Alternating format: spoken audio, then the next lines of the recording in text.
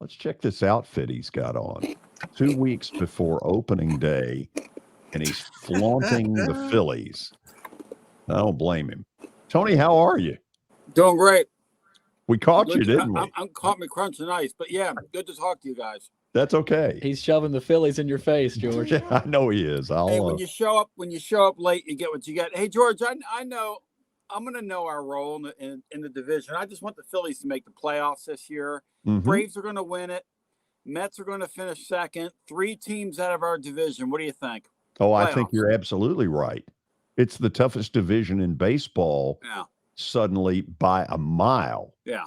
Because the Marlins are gonna surprise some people with good young pitching. Mm-hmm. Not that they'll be anywhere near contention, but they'll be a royal pain in the butt. That guy Sandy Alcantara, every 4th day will beat somebody because he's really good.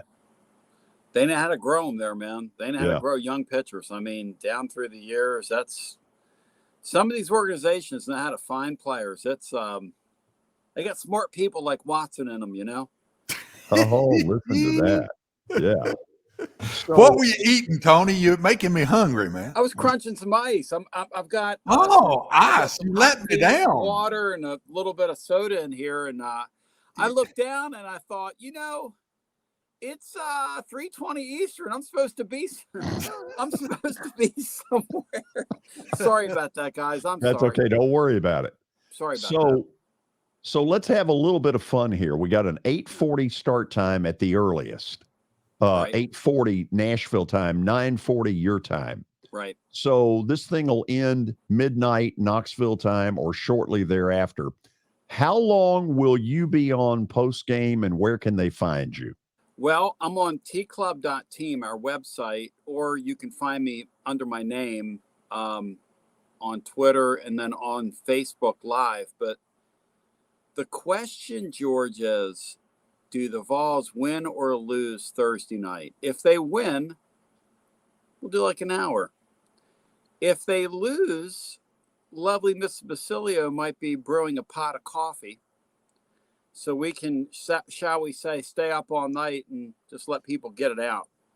Because people will be very angry here. The problem Tennessee has, and you saw this last week in that SEC tournament, is without the Ziegler guy, take a quarterback away from a team, it's hard for them to close out close games. And 3 times now they've gotten to the last couple of minutes and they've fallen apart. They won one of those games, but the other 2, they can't get a field goal. And you know, that's a problem. And you're not getting a proper shot.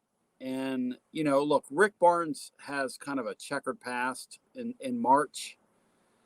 This year, I'm not sure how fair it is to expect, even though Tennessee's going to be favored in their first 2 games, they'll be favored every game up till probably they play Purdue in the Sweet 16.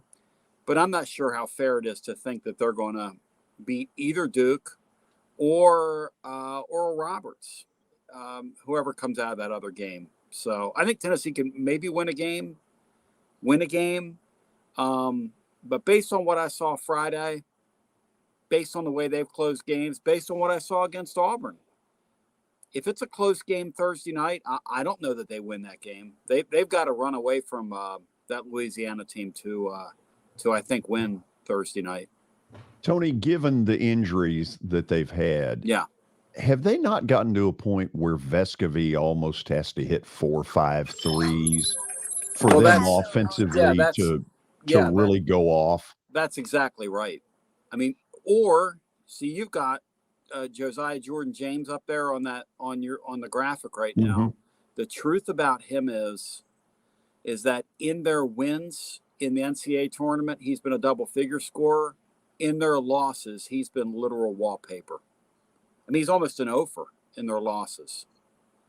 And it's uncanny, the numbers, when you juxtapose them in terms of what he does. And, you know, that senior class, Olivia Kamwa, international man of mystery, Plavi, Friday night, you're taking on a kid named Brown, who's a 5-star player, who's been to the NCAA tournament with 2 different teams now. They're very good inside.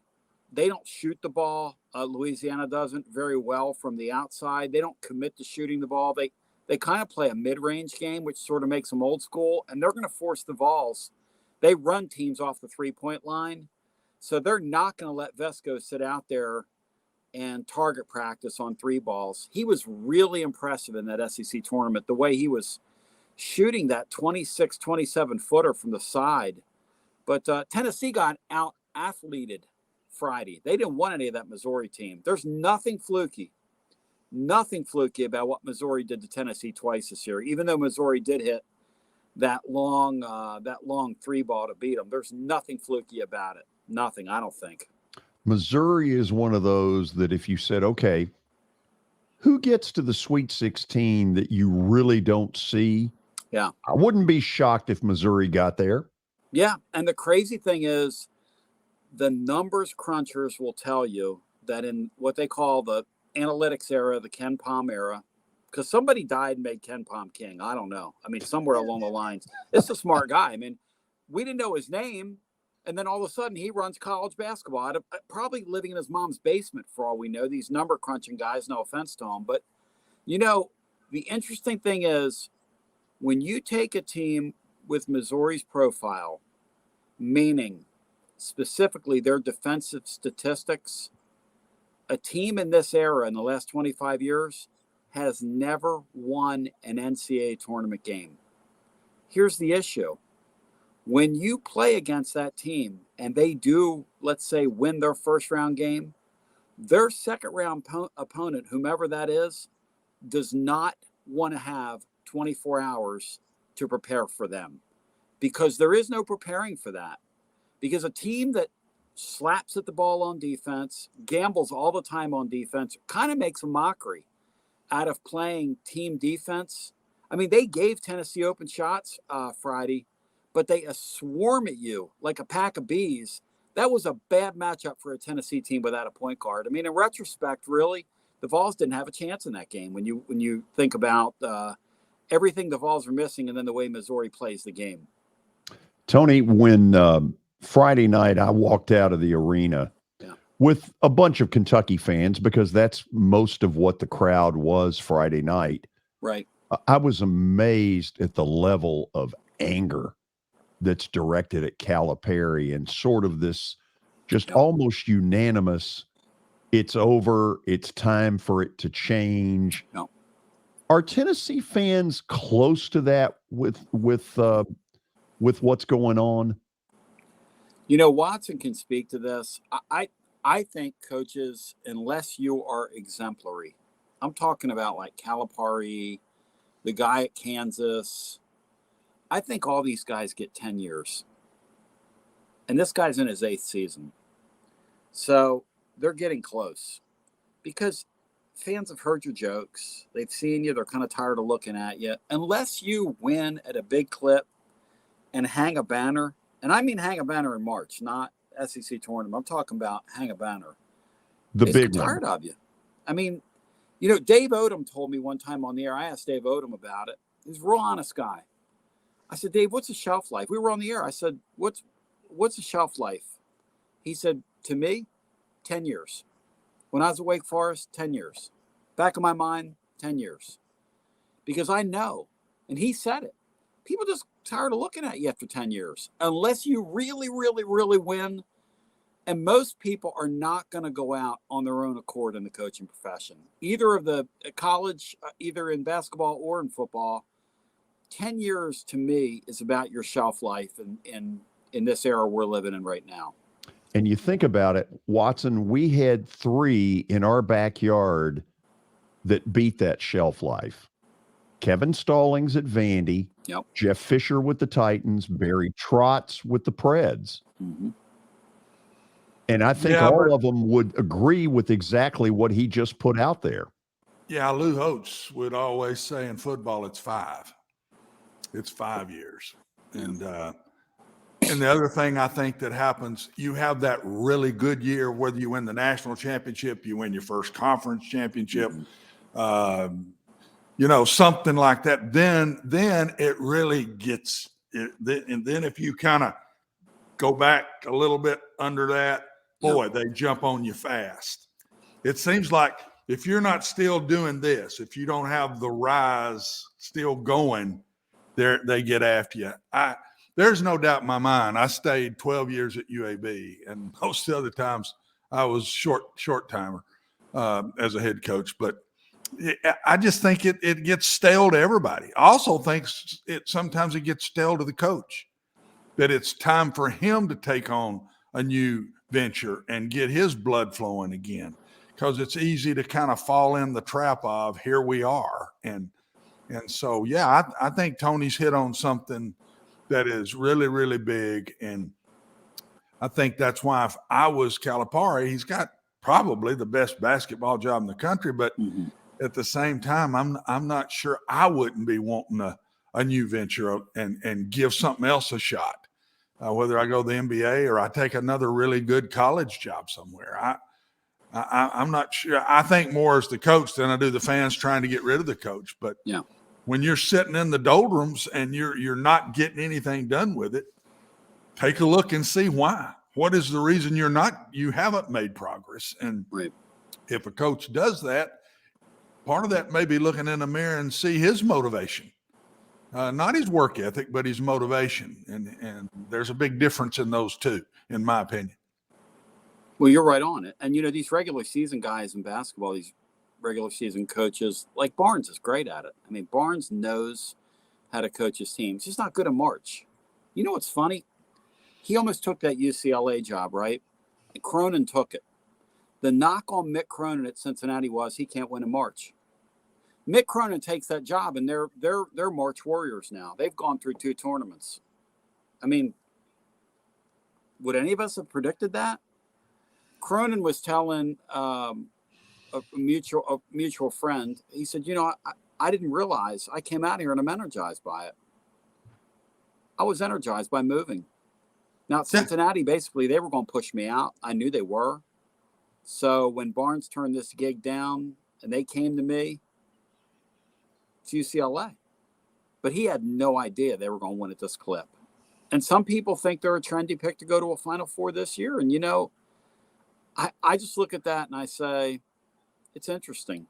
Spurrier stood before the podium and he said, hey, about 12 years later, up there in Florida, he said, I've done everything I can do here. I'm going to the pros. Everybody was like, you remember how shocked we were when he left? You're going to do what? You're going where? No, but I'm telling you, that's why I say, Tony, what you started here is absolutely right. It's as much the coach feeling the doldrums as it is the fans feeling the doldrums. But I don't think the coach accepts it when the fans accept it quick and they're after the coach. The coach doesn't look at it the same way. And I think that's mistakes that are made. Okay, let me throw this at both of you. As coaches. Watson, do you believe, Tony, do you all believe that Calipari is getting tired of this? I don't think he knows it. I don't. I listen to him. I don't think he knows it. Know it. And I'm telling you, you don't. You coaches are weird birds.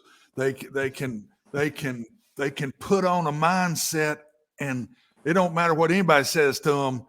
They got a mindset, and they can't be talked out of it. I'm telling you. They compartmentalize. Telling you. Compartmentalize the criticism, the whole thing. I remember when I left Vanderbilt, guys, and I told George this the other day, Tony. I didn't realize how tired I was. That really got to me, and I wasn't winning enough games of what I wanted to do. I was wearing myself out. I'm all over the country recruiting. I'm never at home.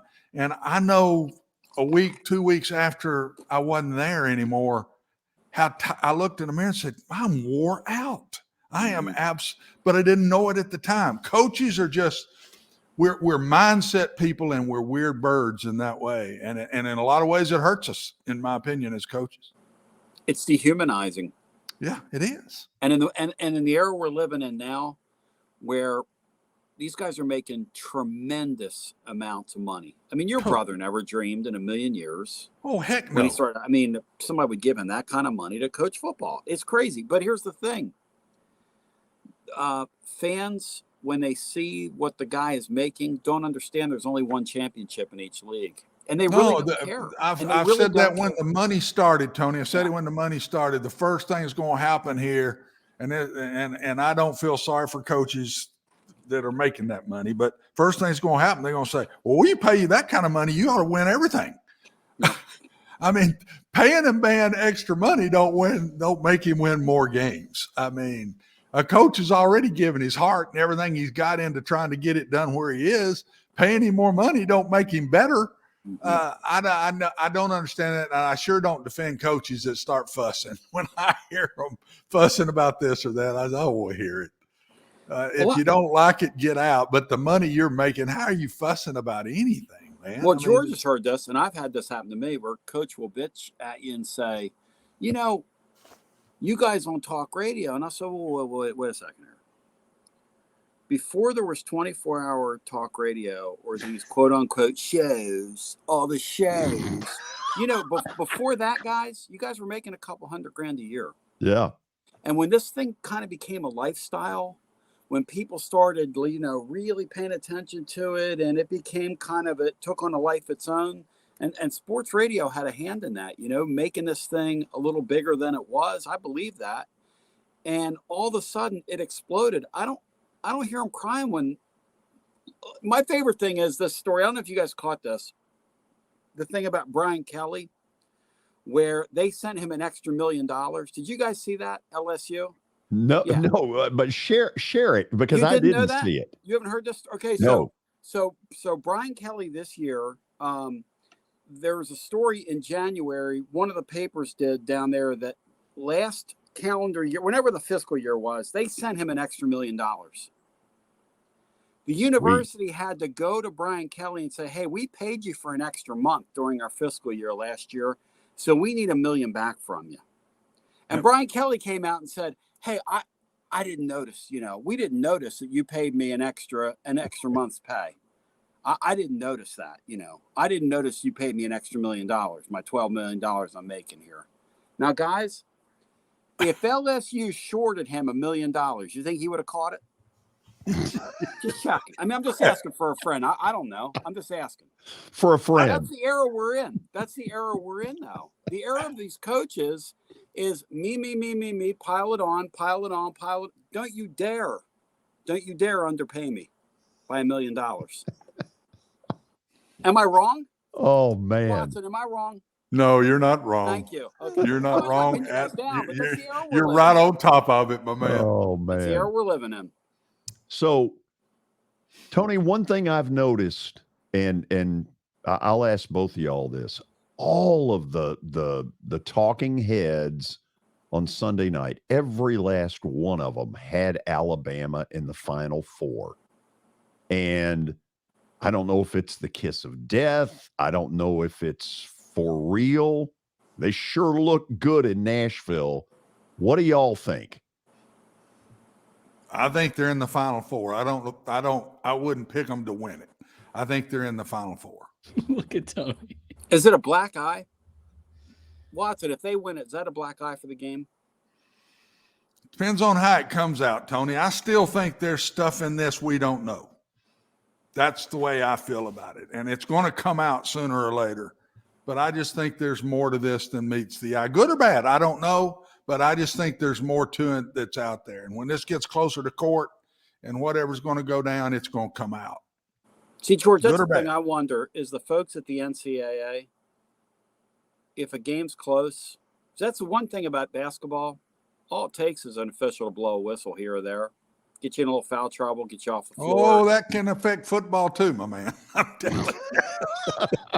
Okay, sorry. He seemed a little bitter about that, didn't he? Don't you dare single out basketball. Don't you dare, because I'm telling you. This is verbal, brother. This ain't physical. I'm sorry, man. So, you know, at the end of the day, though, you blow a couple whistles, you get them off the stage. Although, you know, college basketball is so starless these days, guys, that Alabama could be a great villain. If they stayed on the stage for a long time, it could make for huge TV ratings if you stop and think about it. Well, they got the best player in the game for the 3 weeks. He is a They great have player. the best player in the game, and he's right in the middle of the controversy. So there's no telling where it goes. And they're excellent. I mean, they're excellent, so and good and have the best player in the game that can do everything. Good. He's 6'9" and can do everything. So I mean, good. It likely doesn't come out in Birmingham, but when they move to Louisville to the Sweet 16, that's when, if it's going to get nuts, I think that's when it's going to get nuts. Yeah, the crowds over there. I know when they played at South Carolina, we had the writer on the next day because Tennessee was going to play them, and he said, I've just never seen anything like it. I mean, the things people were saying, and the Bama fans that are very out loud, those guys that wore those shirts to the tournament. I don't know if you guys saw that, but they were bragging about the whatever it is. Killing our way through the SEC tournament. Yeah, I mean, guys, in our day, if funny. something like that would have happened and you'd have wore a shirt like that in public, you'd have paid for it because it's not funny. No matter what you think about this, a young girl died there, and there is nothing funny about that. Mm-hmm. Nothing. So, do you think they're the best team in the country? Do you think they're going to win it? Does the best team always win it? No. That's the whole thing. Very seldom wins it. The hottest team normally wins it. Yeah. Unfortunately, I think they're playing really well. Duke's playing really well. If Houston has that Sasser kid healthy, I would not bet against them. Kelvin Sampson's really good. Really. I read a great story in The Athletic. The first day of practice Kelvin Sampson had at Houston, their program had fallen in such disrepair that they actually had to practice in the gym with other students. And a couple students walked over and said, "We got next." When his first team was out there practicing, that's what they said. Because their other practice facility, their little gym they had a leak in the roof. I mean, this is Kelvin Sampson talking. He said some kid walked over and said, "We got next. Son, we're having basketball practice. You don't have next." He said, "But that's the first team I inherited here." And those kids had never heard of Elvin Hayes or Benny Anders or Akeem Olajuwon. No. There is some history there that a lot of people have forgotten. Boy, but these guys that can coach, can coach. I mean, this guy at Alabama can coach. I mean, you say what you want to say about him. He can. The guy at Arkansas can coach. So, he wasn't happy. He wasn't happy. No, I don't understand what our league commissioner is doing. Like, you're just going to let somebody, well, I'm not going to get started. Well, hey, that's for another day. Yeah. Okay. So midnight Knoxville time, somewhere in there. Again, where can they find you? Keep reminding me. I don't look tired enough. So tclub.team is our site. We will be on as soon as that Tennessee game goes final. I'm doing the math in my head. Very seldom do these games start on time. Right. I could see Duke and Oral Roberts going into like double overtime. Our game tips at 10:30, which means it's over at 12:45, which means I'm on at 1 a.m., 1 to 3. Why not? Let's do it. And one of the players holds up a sign, "Tony, that's for you." Absolutely. And I will feel it. I believe it. Thank you as always. Thank you, guys. Great talking to both of you.